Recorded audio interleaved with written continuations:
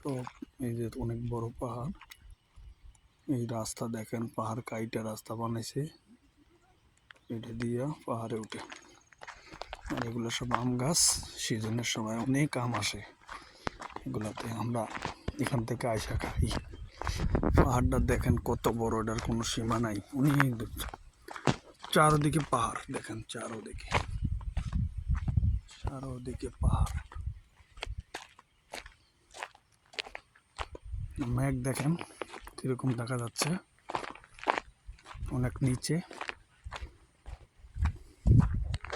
আম গাছটির দ্বারা যাইতেছি, আপনারা দেখেন। যদি কেউ আইসা থাকেন এই মরিচা সেই জায়গায়, দেখলে চিনবেন।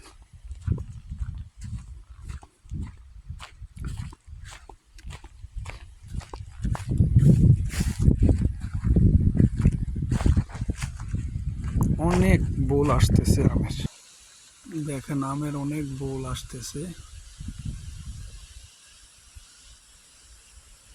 মাশাআল্লাহ, আল্লাহর নেয়ামত আসতেছে।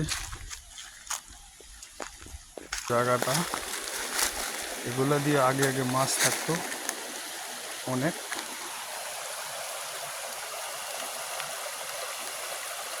এখন এইসব পানি দিয়ে আসে না, এই পানিগুলা দিয়ে মাছ যায়।